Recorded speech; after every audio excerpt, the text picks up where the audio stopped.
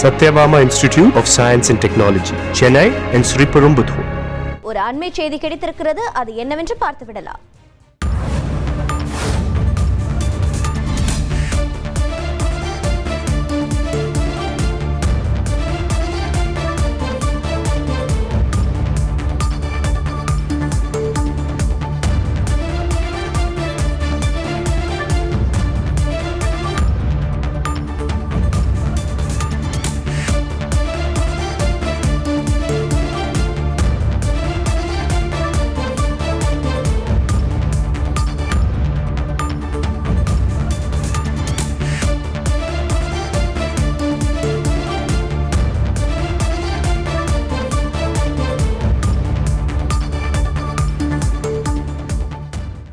அண்மை செய்தி மசோதா தொடர்பாக முடிவெடுக்க குடியரசுத் தலைவருக்கு காலக்கெடுவானது உச்சநீதிமன்றம் விடுத்திருக்கிறது.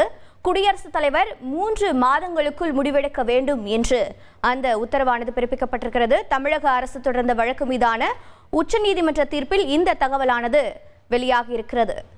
விவரங்களை செய்தியாளர் வெங்கடேசன் வழங்கிட கேட்கலாம். வெங்கடேசன் வணக்கம். உச்சநீதிமன்றம் குடியரசுத் தலைவருக்கு மசோதா தொடர்பாக என்ன உத்தரவினை பிறப்பித்திருக்கிறது? வணக்கம். மசோதாக்களுக்கு ஒப்புதல் அளிக்க விவகாரத்தில் ஆளுநருக்கு உத்தரவிடக் கோரும் தமிழ்நாடு அரசின் ரிட் மனுவை விசாரித்த உச்சநீதிமன்ற நீதிபதிகள் JB பார்த்திபாலா, R மகாதேவன் ஆகியோர் அடங்கிய அமர்வு கடந்த 8ஆம் தேதி தீர்ப்பு கூறியது.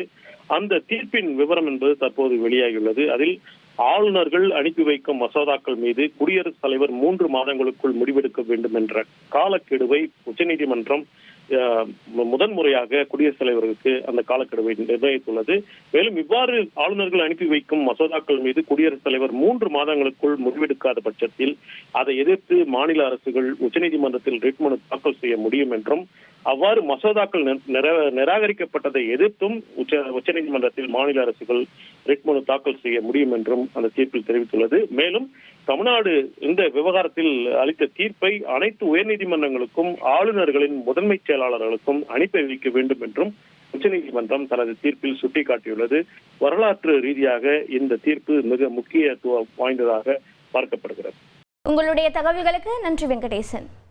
Satyabama Institute of Science and Technology, Chennai and Sriperumbudur.